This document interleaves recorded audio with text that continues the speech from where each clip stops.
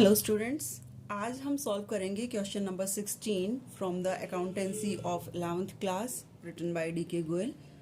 सो ये जो क्वेश्चन है ये डिमिनिशिंग बैलेंस मेथड पर बेस्ड है। डिमिनिशिंग बैलेंस मेथड पर बेस्ड है ये क्वेश्चन, और इसमें जो हम अकाउंट बनाएंगे वो जो हमारी एसेट है वो है एक truck.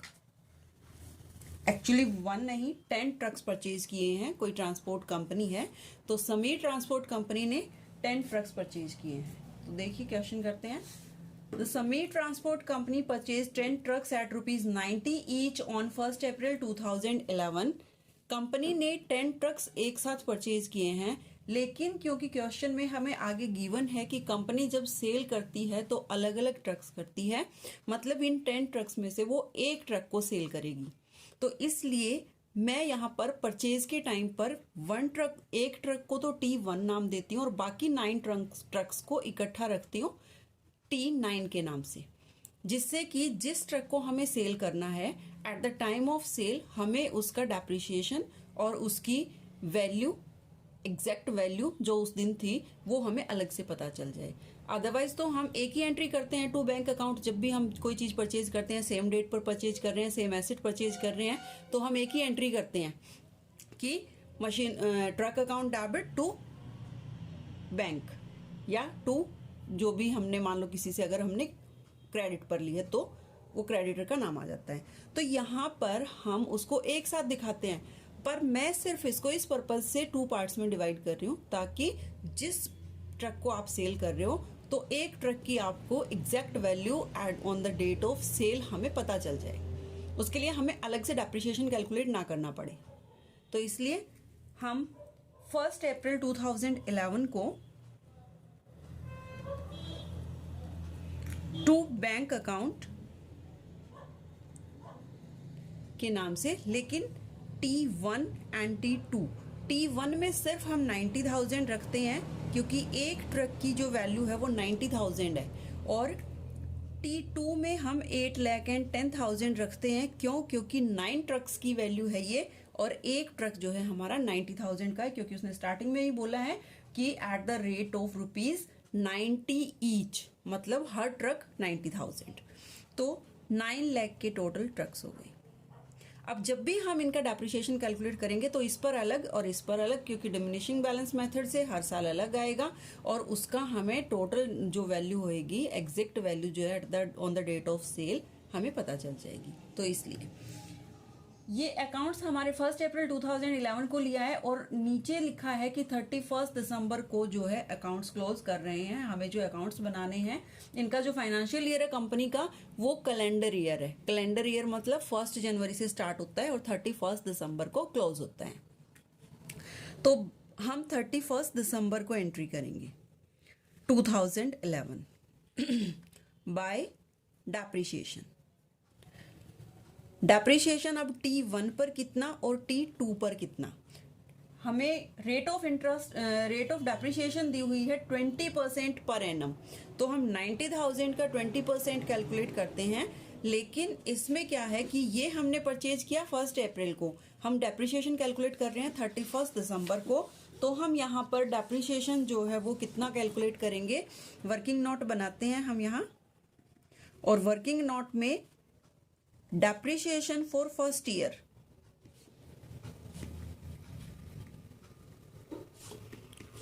on T1 and on T2।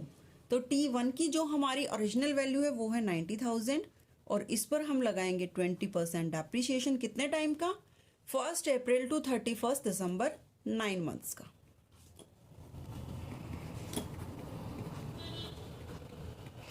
15 और 900 को जब हम मल्टीप्लाई करेंगे तो ये आ जाएगा हमारा 13,500 रुपीज़। ये है हमारा T1 पर।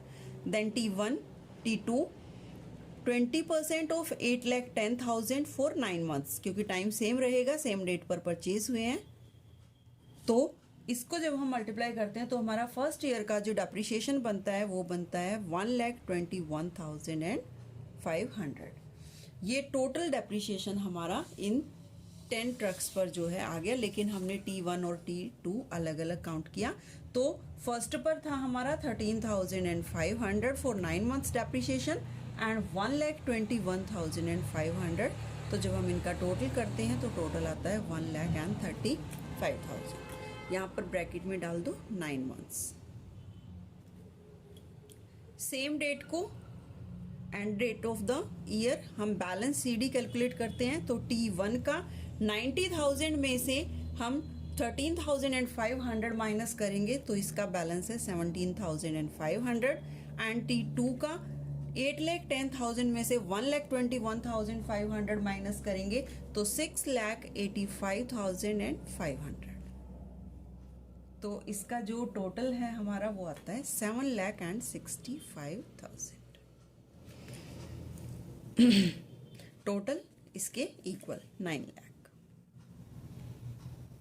क्योंकि हमने ये बैलेंस CD निकाल दिया बाय बैलेंसिंग फिगर से।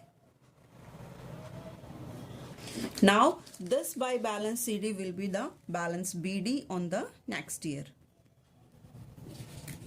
1st January because of the calendar year। तो फर्स्ट डे होगा ईयर का हमारा 1st January 2012। बैलेंस BD में T1 76,500 and T2 6,85,500 and that is total 7,65,000 by depreciation। On 1st October 2013, one of the truck was involved in an accident and is completely destroyed. Rupees 56,200 was received from the insurance company in full settlement। एक truck आपका 1 अक्टूबर 2013 को damage होता है, accident होता है, और उससे आपको इंश्योरेंस कंपनी उसका क्लेम फुलफिल करती है 56,200। सो ये एंट्री हमारी 1 अक्टूबर 2013 को होगी और ये ईयर हमारा 1 जनवरी 2012 से शुरू होकर 31 दिसंबर 2012 को खत्म हो रहा है। तो इन बिटवीन वो हमारा पीरियड नहीं आता, तो यहाँ पर हम सिंपल डेप्रिसिएशन कैलकुलेट कर देंगे और कोई एंट्री हम नहीं करेंगे, जस्ट डेप्रिसिएशन लगाएंगे और बैलेंस CD निकालेंगे। तो क्योंकि हम जो डेप्रिसिएशन लगा रहे हैं वो डिमिनिशिंग बैलेंस मेथड से लगा रहे हैं, तो जो डिमिनिशिंग बैलेंस मेथड के अकॉर्डिंग बैलेंस जब हम डेप्रिसिएशन जब हम लगाएंगे तो जो opening balance of the year हमारे पास होता है उसके ऊपर हम कैलकुलेट करते हैं। So the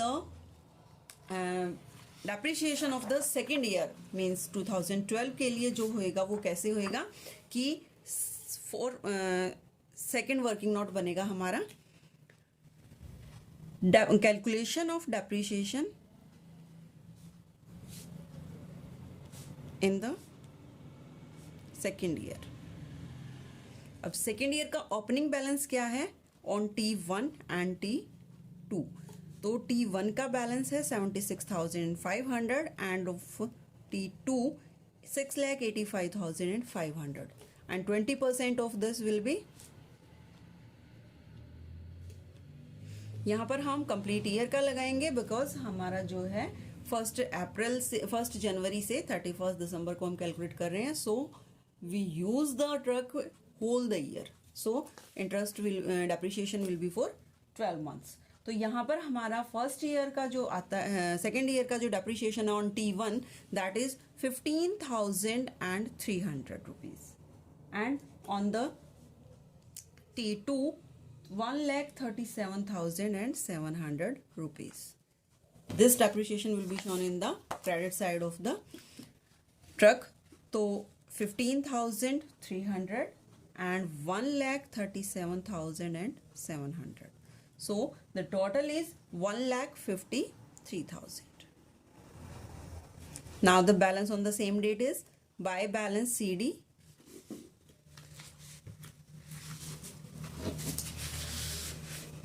By balance CD T1 and T2 76,500 में से हम माइनस करेंगे 15,300 and the balance will be 61,200 and 6,85,500 में से सब्ट्रैक्ट करते हैं 1,37,700 and the balance will be 5,50,800 and the total is 6,12,000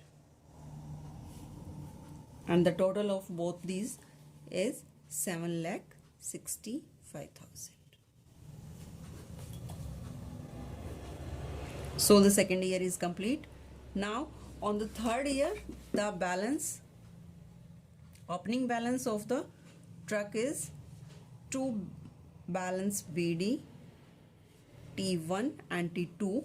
T1 is 61,200 and T2 is 5,50,800. 6,12,000. In this year, he sold, on this year 2013, date 1st October, one truck was involved in an accident and it completely destroyed. Rupees 56,200 was received from the insurance company in full settlement.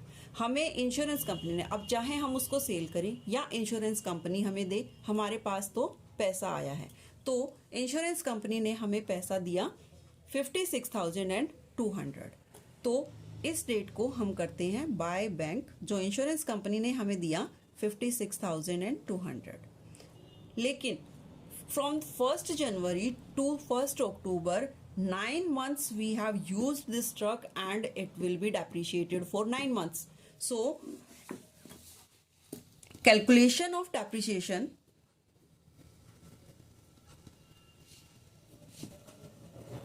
on T1 और किस date को, on 1st October 2013.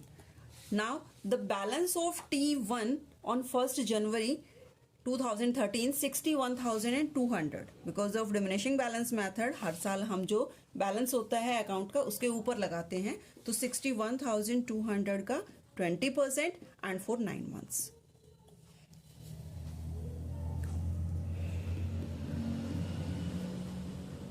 So the depreciation is 9,0180 rupees. तो क्योंकि इसको वो accident हो गया, तो 1st अक्टूबर को हमने इसका डेप्रिसिएशन, जब तक एक्सीडेंट हुआ तब तक हम इसको कितना यूज़ कर सके थे और ये कितना हमारे यूज से डेप्रिशिएट हुआ था, वो हमारा बनता है 9,180. तो जो एक्चुअल वैल्यू थी, book value of the T1 on 1st October 2013, जो ओपनिंग बैलेंस है 61,200 minus this depreciation. So the actual value of the truck on this date was 52,020, and insurance company pays 56,200. So there is a profit, and the profit on sale या profit on truck is equal to 56,200 received from the insurance company minus actual value, original value या book value of the truck on the date of original value, तो sorry जो उसकी starting price होती है वो होती है. So book value of the truck is 52,020. So the profit is 4,180 rupees, and this will be shown on the debit side of the truck account to P&L account. Profit on T1 4,180. Date 1st October. 1st October को हमने इसे count किया है. Now जो remaining truck है हमारे पास 9, उनका हम डेप्रिसिएशन लगाएंगे on December 31st 2013. Year same रहेगा हमारा, तो bye depreciation T2 5,50,000 depreciation on T2 for 2013, 5,50,800 multiplied 20% and complete year के लिए तो 5, and the depreciation is 1,10,160. 1,10,160. Now next, on the same date another truck was purchased by the company for the sum of rupees 1 lakh. Same date means 1st October को ही company purchased another truck of rupees 1 lakh means on 1st October 2 bank account by rupees 1 lakh. T3 because T1 हम accident में आ चुका है, T2 जो 9 trucks हैं वो इसमें include है और ये T3. So depreciation on T3 1st October to 31st December 3 months के लिए. So depreciation on T3 for 2013 1 lakh multiplied 20% of 1 lakh and for 3 months.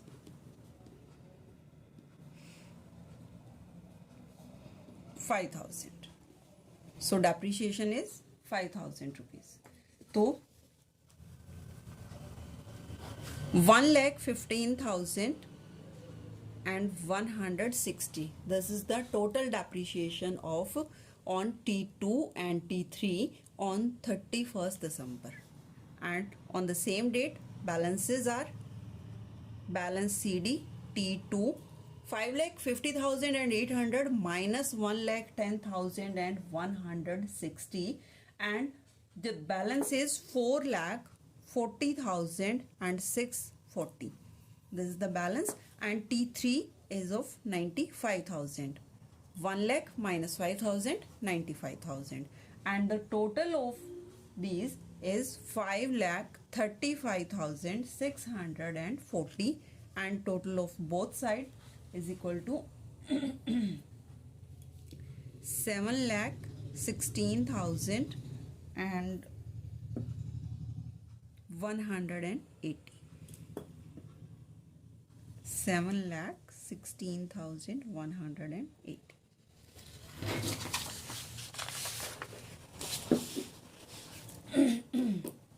The company writes off 20% per annum on the diminishing balance method depreciation, and the company maintains the calendar year as its financial year. Show the truck account for the 4 years ending on 31st December. So last year 3 years have been completed, first year, second year and third year. On the starting of the 4th year, balances are 2 balance BD, T2 because T1 तो हमारा accident में आ गया, T2 and T3 4,40,640 and 95,000, and the total is 5,35,640 on 1st January 2014. इसके आगे कोई transaction company ने तो की नहीं, तो हम जो इसका डेप्रिसिएशन है वो कंप्लीट ईयर का काउंट करेंगे. Bye depreciation account on December 31st 2014, T2 and T3. T2 के ऊपर जब हम डेप्रिसिएशन कैलकुलेट करेंगे, सो कैलकुलेशन ऑफ डेप्रिसिएशन